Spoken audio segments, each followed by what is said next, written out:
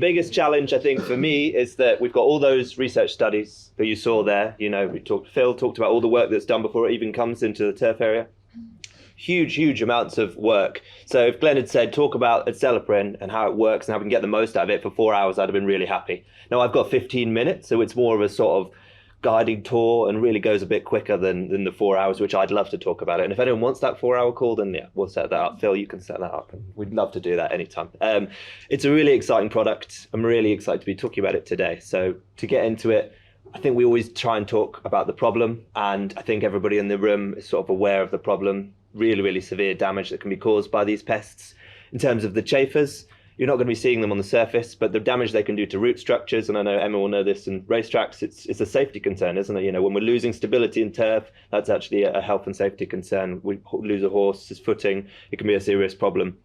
In lawn care, that can be just children with studs running across the lawn, and that's going to tear it up really easily. So the turf isn't able to respond in the same way, and it has a huge number of effects. Even if you're not losing stability, you're going to have less rooting. And if we know if we've got less rooting, the plant's less able to take on water, it's less able to take on nutrition. So all these effects can be things that you think, there's something not quite right about my situation. I'm doing all the inputs, I'm where I want to be, but something's not quite right. And it can be one of these two pests, so chafer grubs and leather jackets. Now leather jackets in golf, big problem when it comes to aeration. So they'll be using those kind of holes. You put an aeration hole, you're expecting that to heal up, roots to come back into that, grass to cover it over. For them, it's just a lovely home. They're not burning as many calories if they go up and down these aeration channels as if they just go, if they have to dig through it. So it's easier life for them. They get a lovely dinner delivered to them, rooting comes in and they just chew on that. So it's perfect for them in our turf situations. We make a perfect environment for leather jackets, unfortunately.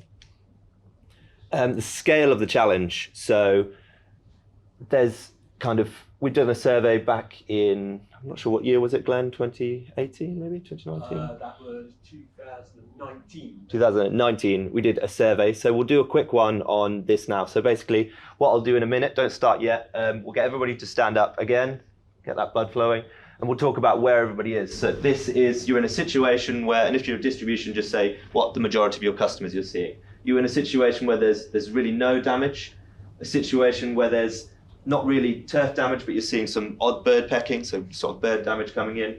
Situation where you're sort of not getting turf recovery because there's damage to the secondary pests or birds, but you are seeing sort of the recovery is not there. You're doing everything right, but you're just not getting it back to where you want it to be.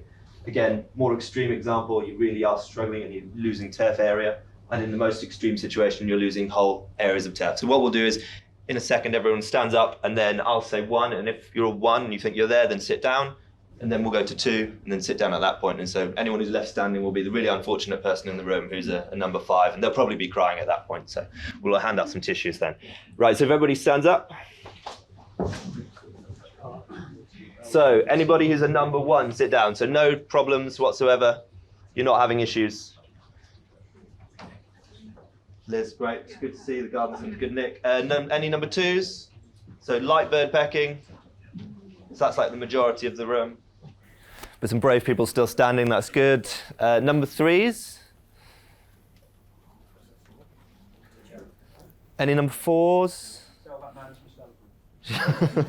And any number 5s? Complete turf loss. So yeah, luckily there's no complete turf loss because that's a really horrible place to be.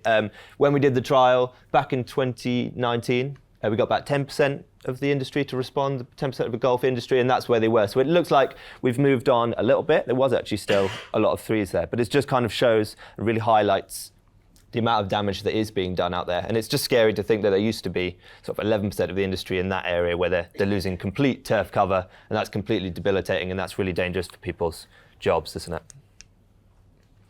it? So what is Acelepryn? We've talked about it a lot already. Active ingredient, chlorantraniliprole. It's a new class of chemistry for turf, so we've not had anything like this before, a diamide, so that makes it really good because very unlikely that there's cross-resistance, so really useful to have. As Phil touched on, low water solubility, so that's a really, really important point. It's a product that when we get it in a zone, it's going to stay there. It's not going to move through very easily.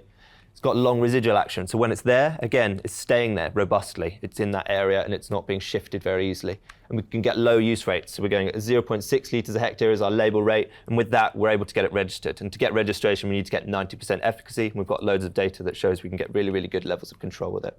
It's going to come in 2 pack sizes, so 0.6 litres and 3 litre packs. And this is kind of my favorite slide, I think.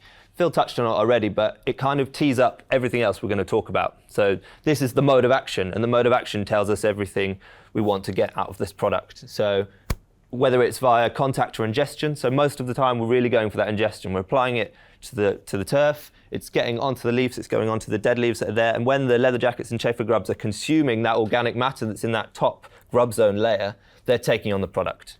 Now, when they've taken on the product, it's going to make its way to the muscle cells and essentially interferes with the calcium channels. So when that happens, the calcium channels are essential for the way muscles work normally. So when the calcium channels release all their calcium, and I don't have very good muscles, so it's hard for me to show, but essentially they just don't work anymore. You're completely limp, you're completely paralyzed. So it's not a product that's killing the pests, it's essentially completely paralyzing them. And anyone who's had really bad flu or some COVID in the last few years will know when you get out of bed for not moving for a long time, your muscles are wasted. Everything's really sore. Now, it's much more extreme effect on the larvae. So when they're in a small state, when they're very young grubs, they're going to really struggle to come out of that state because they've been completely paralyzed, unable to take on food, unable to take on water. So that's going to be fatal for them. Larger grubs are going to have much more fat reserves. So that's why timing is going to be really, really important for us.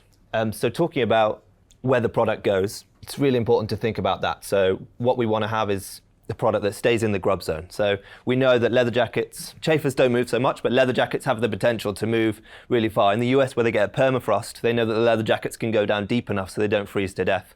So they have the potential to go down really deep. We want the product to be in this zone because whilst the leather jackets have the potential to go down really deep, we know they need to be in this area because everything they want to eat is up here. There's nothing really yummy to eat down there. There's not much organic matter for them.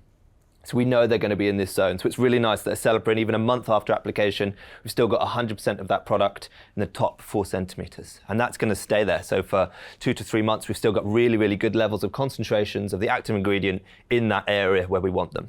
Now, that does have quirks, and we need to make sure that when we're using the product, that's what we do. That's our target. We know the product is doing this, it's staying here. So what do we need to do in this room? We need to make sure we get the grubs to come into this zone. So keeping surfaces irrigated and moist afterwards. It's a lot easier to do with leather jackets because we're coming into the autumn, but with chafers it's more of a challenge because we want to make sure that they're not kind of going down deep to avoid desiccation. So moisture is going to be an important part of that story. Yeah, and it's staying there as a kind of protection in that top layer for up to 2 to 3 months, so that's really good to have. Onto the label, we do have a restriction of where we can apply the product. So for residential lawn, so if anyone works residential lawn care, they're allowed to apply to 100% of the turf area. But for all other areas, that would be golf and all the different sports pitches, that would only be 10% of your total area you're allowed to apply to. So we'll go through a worked example of how we get that to work. So if we're adding together all of our cut turf areas, so obviously in a golf situation, that's going to be greens, your tees, fairways, cut roughs, driving range and any practice facilities. So anything that we're cutting regularly is going to be considered in that calculation. So we can add all that together, and that gives us a total of 27.7 hectares. And then we get 10% of that is going to give us 2.8 hectares that we're allowed to treat. So we can apply that to the most important area. So if that's your leather jackets you're talking about, then probably it's going to be more likely to be greens because you don't want to have damage there. It's your most important area. And if we're talking about chafer grubs, then maybe that's going to be in fairway situations that you're actually going to target that. So we're going to add 1 application per year, and it's in a 10% area. So on to leather jackets. Just a quick show of hands, whose sort of main threat is leather jackets, do they think? Yeah, and who chafers? So there's a few chafers in the room, okay.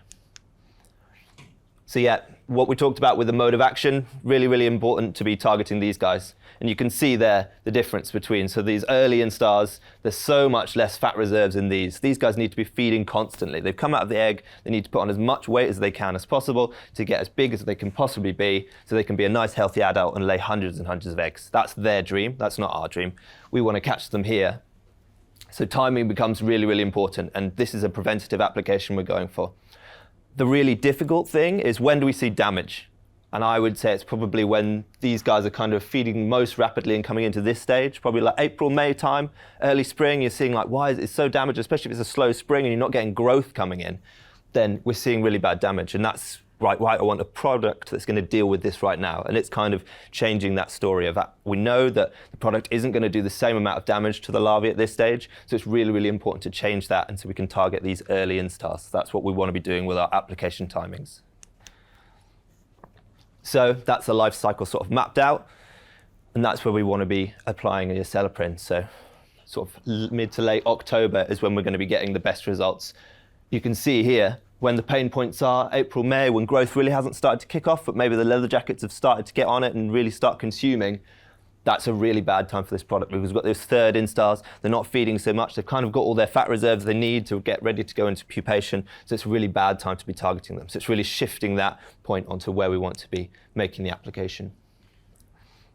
In terms of efficacy, we've seen it's registered, so we know it's got really, really good levels of control, but it's good to see that it compares with historic chemistries. Obviously, it's the only chemistry available on the market now for control, but actually, historically, we've had things and it compares really favourably to those, so that's really nice to see. So on to chafer grubs. It's the same situation. We want to be targeting those early instars again. So it's really, really important that we do that. Why? Again, same reason. They've got a huge amount of fat reserves. They're getting ready for pupation, so they can handle it a bit more. They'll get paralyzed, but then they'll kind of come out of it. And that's where the integrated strategy that Glenn's going to talk more about is really, really important, because these third instars are still going to be affected by Acelepryn. They're still going to be paralyzed. It's still going to be knocking their health and their stats, but actually the nematodes, while that insect is paralyzed, the nematodes are much more able to do damage to them and get into them. So it's a really, really good story for the integration for that reason.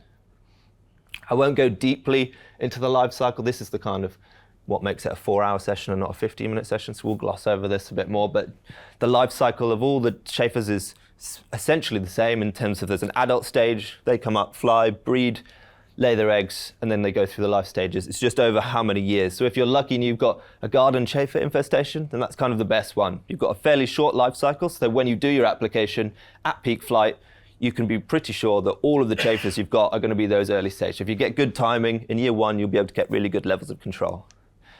It gets a little bit more challenging with the other species. So if anybody know that they've got cockchafers in the room?